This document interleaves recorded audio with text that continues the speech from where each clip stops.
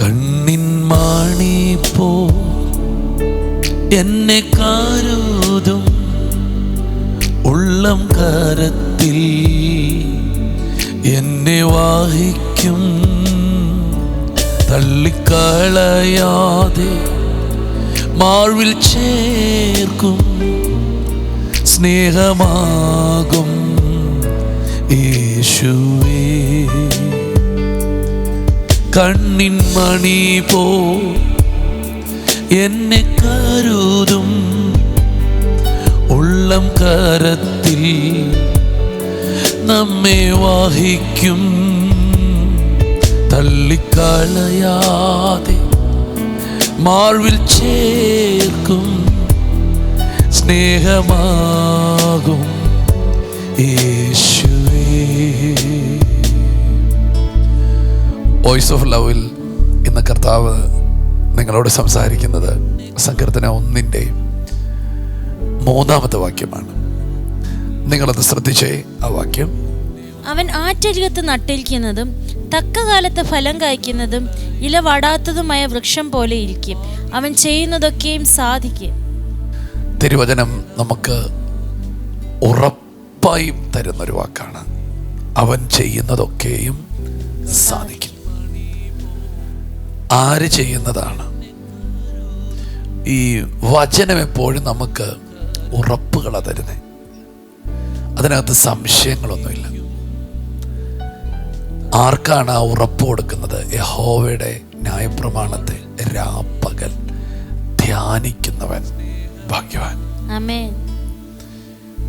അനുഗ്രഹിക്കപ്പെട്ടവൻ ആരാണെന്ന് ചോദിച്ചാൽ ബൈബിളിലെ ഒരു അർത്ഥം ദൈവവചനത്തെ രാവും പകലും ധ്യാനിക്കുന്നവൻ, കേൾക്കുന്നവൻ അനുഗ്രഹിക്കപ്പെട്ടവനാണ്. അവൻ്റെ ജീവിതത്തിൽ ദൈവം ചെയ്യുന്നൊരു കാര്യമാണ് അവൻ ആറ്റരികത്ത് നട്ടിരിക്കുന്നതും തക്ക കാലത്ത് ഫലം കായ്ക്കുന്നതും ഇലവാടാത്തതുമായ വൃക്ഷം പോലെ ഇരിക്കും. നമ്മൾ ശ്രദ്ധിച്ചിട്ടില്ലേ? വലിയ വേനലുകളിൽ ഒത്തിരി മരങ്ങൾ ഉണങ്ങും. പക്ഷേ ഈ ആറിൻ്റെ അരികെ നിൽക്കുന്ന മരങ്ങൾ തളർത്ത് നല്ല പച്ച പോലെ നിൽക്കുന്ന കാണാം. കാരണം അറിയാത്ത റൂട്ടിൽ അതിൻ്റെ വേരുകൾ ഇറങ്ങുന്നുണ്ട്. അതിൻ്റെ വേരുകൾ അടിയിൽ ചെന്ന് വെള്ളം ശേഖരിക്കുന്നുണ്ട്. സത്യമാണ്. ഇതുപോലെ തന്നെയാണ് ദൈവവചനം ധ്യാനിക്കുന്നവൻ.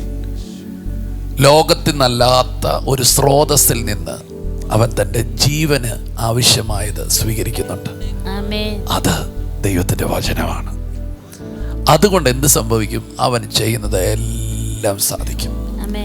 സഹോദരങ്ങളെ, ജീവിതത്തിനകത്ത് നിങ്ങൾ സക്സസ് ആകാൻ ആഗ്രഹിക്കുന്നുണ്ടോ? ദൈവവചനമായി നിങ്ങൾ ഇടപെടൽ. മോശയ്ക്ക് ശേഷം ദൈവം എഴുന്നേൽപ്പിച്ച യോശുവ എന്ന ശക്തനായ ലീഡറിനോട് ദൈവം പറയുന്നൊരു കാര്യമുണ്ട്: വചനം നീ പ്രമാണിക്കുക, കണ്ണിൽ നിന്ന് മാറ്റരുത്, എന്നാൽ നീ സക്സസ് ആകുന്നവരുടെ. പ്രിയപ്പെട്ടവരെ, നിങ്ങൾ സക്സസ് ആകാൻ പോവാ. കാരണം നിങ്ങളെ സക്സസ് ആക്കുന്നത് നിങ്ങളുടെ കഴിവല്ല, ദൈവത്തിൻ്റെ ജീവനുള്ള വചനമാണ്. ചെയ്യുന്നതൊക്കെ സാധിക്കാൻ പോവാ. തുടങ്ങുന്നതെല്ലാം വിജയിക്കാൻ പോവാ. നിങ്ങളെ കണ്ട് ആശ്ചര്യപ്പെടുന്ന നിലയിൽ ഒരു തളിർപ്പ്, ഒരു പുഷ്ടി വേറൊരു സ്രോതസ്സിൽ നിന്നല്ല, ദൈവവചനത്തിൽ നിന്ന് ദൈവം നിങ്ങൾക്ക് തരാൻ പോവുകയാണ്. സാധിക്കും നിങ്ങൾ ചെയ്യുന്നതെല്ലാം. യെസ്, ഞങ്ങൾ നിങ്ങൾക്ക് വേണ്ടി പ്രാർത്ഥിക്കുകയാണ്. യേശുവേ, ഹല്ലേലൂയ. കർത്താവേ, ഇന്ന് ഞങ്ങളെ രാവിലെ കേൾപ്പിച്ച നല്ല വചനത്തിനായി നന്ദി പറയുന്നു. പിതാവേ, ഞങ്ങൾ ചെയ്യുന്നതെല്ലാം സാധ്യമാക്കുന്ന അങ്ങയുടെ വചനത്തിനായി സ്തോത്രം ചെയ്യുന്നു. അങ്ങയുടെ വചനം രാവും പകലും ധ്യാനിക്കുവാനുള്ള കൃപയെ ഇന്ന് രാവിലെ ഞങ്ങൾ പ്രാപിക്കുകയാണ് അങ്ങിൽ നിന്ന്.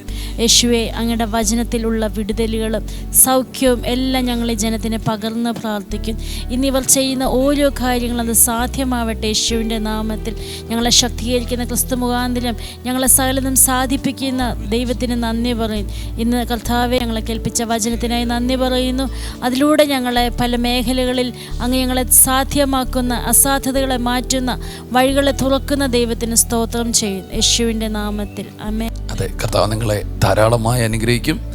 ഇന്നത്തെ ദിവസം ഈ വചനം നിങ്ങൾ പറഞ്ഞുകൊണ്ടിരിക്കുക. കർത്താവെ, ഞങ്ങൾ ബ്ലസ് ചെയ്ത് ഈ ദിവസത്തെ അനുഗ്രഹിച്ച് നിൻ്റെ മക്കൾക്ക് കൊടുക്കുന്നു. അവർക്ക് വചനം വായിക്കാനും വചനത്തെ സ്നേഹിക്കാനും ഒരു കൃപ കൊടുക്കണേ കർത്താവെ. അറ്റരികത്ത് നട്ടിരിക്കുന്നത് പോലെ അവരാകാൻ ഞങ്ങൾ പ്രാർത്ഥിക്കുന്നു. ബ്ലസ് ചെയ്യുന്നു യേശുവിൻ നാമത്തിൽ. മറക്കല്ല്, ഈ വചനം ഇന്ന് പറഞ്ഞുകൊണ്ടിരിക്കണം. ഞാൻ ചെയ്യുന്നതൊക്കെ സാധിക്കും. ദൈവത്തിൻ്റെ വചനം എന്നെ ശക്തീകരിക്കും.